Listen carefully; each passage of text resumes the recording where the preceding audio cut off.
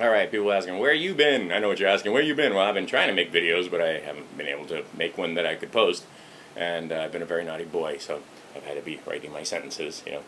Anyway, it's summer, and lots of people come and visit in the summertime, and there is class reunions and weddings and all kind of stuff happening. So, there's life going on. Plus math. Math is the first thing, and this is kind of second. And I've also finally learned to speak, or learn not to speak, when I'm angry. So, and there's a lesson that many people should learn. A lot of weddings and so forth wouldn't end in divorce if there was more restraint on that. Just like wait till you're calmed down, and then you talk. Okay, so the Ron Paul thing. Excuse me, have we had a convention? It's July 5th as I make this. Yesterday was Independence Day, and I can't talk. The thought of it, calling it Independence Day and people celebrating with fireworks and so forth, really, we got work to do. Those of you that were hanging your flags upside down, there you go. Other than that, your 4th of July should be somber remembrance, reading the Constitution is no cause for celebration. Our founding fathers were trying to prevent exactly what's going on right now. So, of course, I'm sure you guys are tired of talking about the Supreme Court ruling where they decided that, yes, it's true, all 7 of them and all the rest of the country, but a few of my progressive and Democrat friends couldn't figure this out. The government cannot force you to buy insurance. They cannot force you to contract. They cannot force you to sign a document. And they certainly can't force you to sign a document that can be used against you in a court of law later. We'll get to that in a second. So, what do? They decided, well, it's not compulsory, contractual compulsory behavior that we're trying to instill here. What we're actually doing is it's a tax. It's just a tax. It's just a tax. It's just a tax.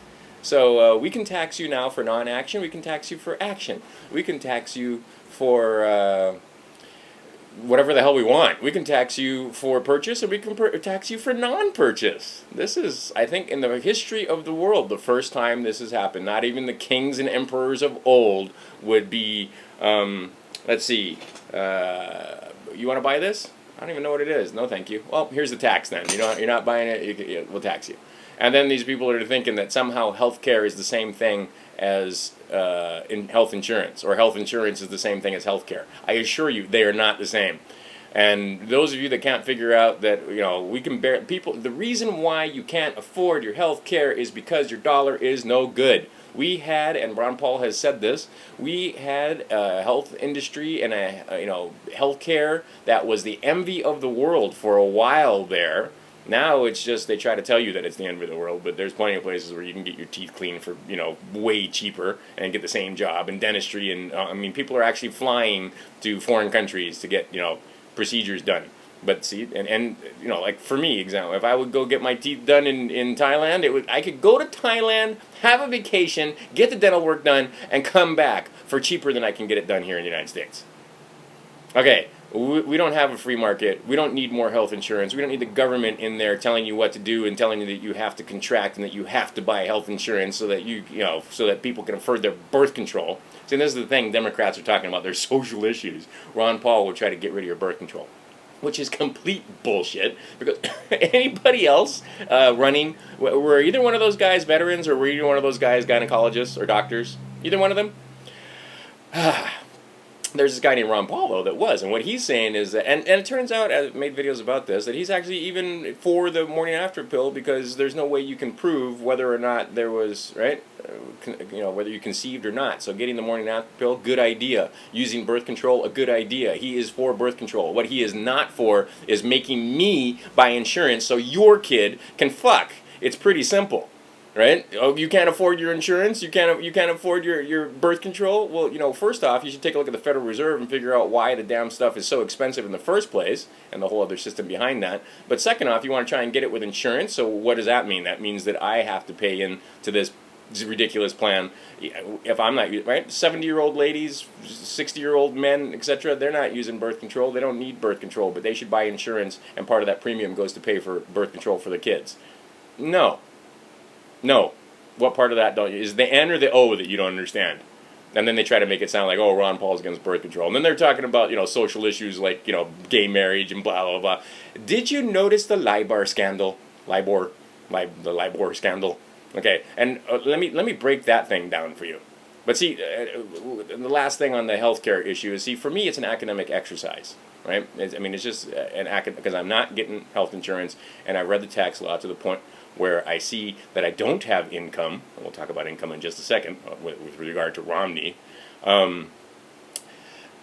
And so it's academic exercise for me. But I know guys that are spitting mad. They're hopping mad. They are so pissed off they don't even have, there are not words. Furious, incensed. There are no English words to describe how pissed off these people are. And they're not just Republicans and religious right whack. There's libertarians. There's also Democrats that can read the Constitution, which seems to be a very, very small amount of you. That basically all can see that this is unlimited taxing power for the government, and and them using the taxing as a penalty. Oh, it's not a penalty; it's just a tax. And oh, it's only $95. Well, by the time they phase everything in for a single person, it'll be more like $695, and for a family of four, it'll be more like $2,000. And then they say, well, then it'll be cheaper for you to get the insurance, and it will be to pay the tax. This has been proven already. We're seeing that this is not the case. Insurance rates are not going down. It's not getting cheaper. Those are lies. And then they add 10 million people to the insurance rolls, and they didn't add any doctors and hospitals. Oh, that's going to work out well. And then they add 16,000 IRS agents just to, administer the thing. And they get their own SWAT team. Read the damn law. There's so much of it. I try to read everything, but that's one. It's just a behemoth, and there's no way that you guys know everything that's in there. And we'll find out now, right? They didn't even read the thing. They still passed it, and we'll get to find out all the cool little clauses that are in there. All right. So and further, okay. So now, how am I what form am I gonna use to file income tax? By the way, check out the OMB numbers on there. And can the government, as I said earlier, compel you to sign a document that can be used against you later in a court of law as incriminating evidence against yourself? Can they compel you to do so? I don't believe they can. Is a 1040 an affidavit that can be used against you in a court of law? Okay, enough of that. So, and speaking of income, Romney's saying that he's got $20 million in income. Okay, but he's only got about $250 or $250 million. Okay, let's do a little math here. So, where is he getting 10%? Because that means that he would have to be getting about a 10% return, because that's what income is, right? You get income. Interest is qualified as income, right? The separation, labor, not income. Wages. Well, wages, if you're a federal employee, that's income. But if you're in the private sector and you're a worker who gets paid, okay, anyway, I digress. The point being is that he ain't getting no 10%. He's probably getting about 2%. And for him to get $20 million at 2%, do the math. He's a billionaire, right? He's lying. He has more assets than $250 million. He's not, and $250 million, you guys, it makes me insane. He ain't like you, and he ain't fixing nothing. Neither is Obama. Now, you guys see, this is what I'm saying. People are so pissed off that I know some people that are actually thinking they're going to vote for Romney. Because he's going to fix everything. Really?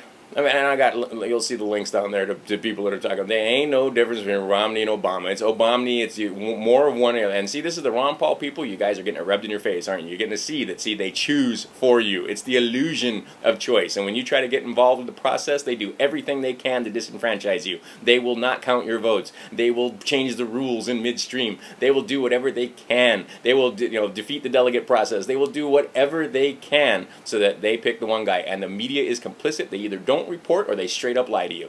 And the Ron Paul people get to see this firsthand.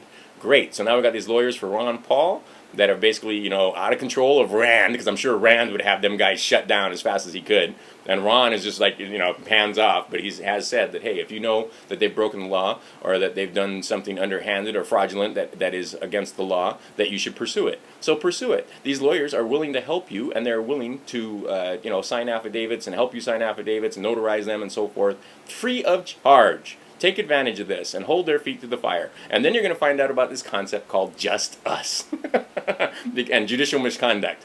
And then you're going to need to understand about fully informed juries and stuff like that. Anyway, but the idea being is that you get involved, right? Ron Paul people, you read and you get involved and you hold these guys' feet to the fire and you hold them accountable. Because what they have done is wrong, and it's going to take longer than the Republican National Convention is going to happen, and probably the election is going to happen. You guys are still going to be fighting in court. That doesn't doesn't mean you stop. That means you fight in court. And then for the rest of you, like, what do we do now? It's like our elections are over, and we don't, the campaign seems to be in abeyance, and Ron Paul isn't, making campaign speeches. What should we do? What you should do is call your damn senators and congressmen and make sure that they audit the Fed. And this is another thing, you Bernie Sanders people. Like, Bernie Sanders, he's on our team. He ain't on your team, right? Who was Bernie Sanders? The guy that gutted the Federal Reserve the first time when we tried to get the Federal Reserve audited, right? That was Bernie Sanders. Sanders and Dodd had a huge hand in trying to keep, right? Because they don't want transparency. Again, this LIBOR scandal. Let's talk about that for just a second. Again, 5 minutes isn't going to cover it, but let's go very quickly. Okay, these guys conspired in 12 different countries, including our country, since 2005. I've got the articles down there. You can start reading them, because the more that you read, the more you're going to find out. These guys knew what they were doing, and then in various countries, including the United States, they changed the bankruptcy laws because they knew what they were going to do was going to crash the market. They knew that they were going to create a crisis, and they were going to profit from this. And they wanted to make sure they could profit as much as they could. They changed the freaking bankruptcy laws ahead of time, and then the chaos ensues.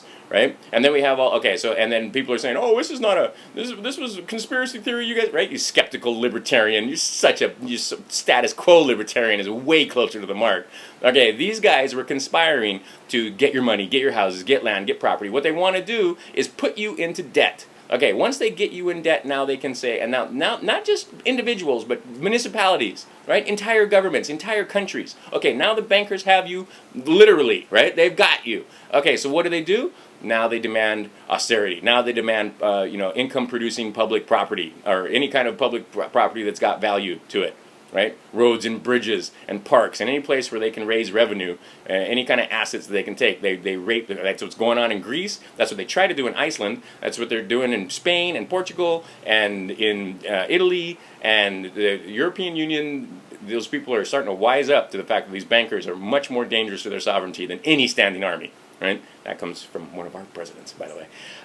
The idea being, though, is that this scandal is huge, bigger than you can wrap your mind around, and it's it's not a scandal, actually, as Max has said, and I have said also, it's a crime. And some of it's treasonous, because some of these people that are involved are politicians, and it's treason. It's absolute treason. The penalty for treason is death. And these bankers have committed crimes, and they need to go to jail. And you people need to wake the hell up and call your congressmen and agitate for this to happen. Because what are we doing instead? Well, here, have some more money. We'll bail you out. Here, have some billions. You know what? Trillions. Here, have trillions of dollars. And what, you need a hooker? We'll get you a hooker. You need a hooker? We'll get you one of those. What else do you need? Well, here's a car. Have a Maserati. Right? And don't do that again.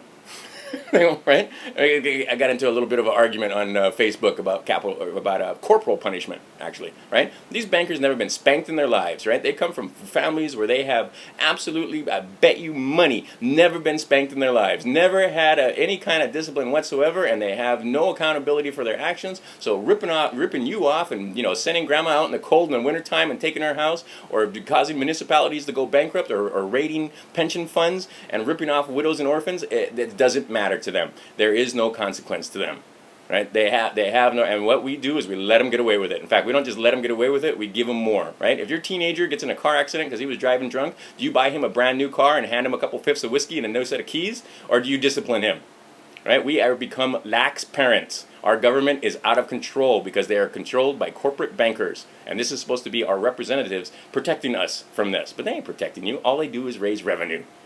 Now, what we need to do is secure the vote. That's number one. People are like, all right, well, there's nothing left to do. You got more stuff to do than you can shake your finger at. I mean, seriously. Like in Virginia, what happened when they went to paper ballots? Ooh, Ron Paul did pretty well when they did paper ballots, right? The same thing in every other county and every other state in this union. You need to go back to paper ballots. That's a hell of a lot of work right there. Just that one initiative, going back to paper ballots. In Hawaii, we have this lady called Tulsi Gabbard, who I love her. I love her politics. I love the fact that she was a veteran. I love the fact that she, used to work in a health food store, and the people that own the health food store used to tutor their kids math. It's a long story, but anyway, she's, if you look at her positions, and even if you're not from Hawaii, just this is the kind of people we need to send to Congress. Okay, we have a hard time sending people like this to Congress because the votes are rigged. Here in Hawaii, you get a paper ballot. What do? You feed it into a voting machine.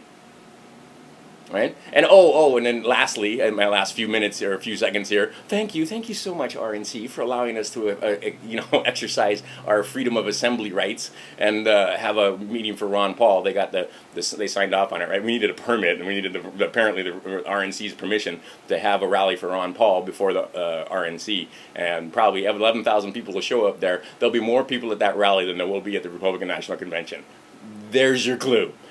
Anyhow, we got plenty of stuff to do, plenty of work to do with Ron Paul. This thing doesn't end with the Republican National Convention or with this next election. There is plenty to do in the Liberty Movement. Get out there. If you don't know what to do, call somebody. Call somebody in the Ron Paul campaign, or just sit down and think, what should I do? And then go do it, right? Self-governance.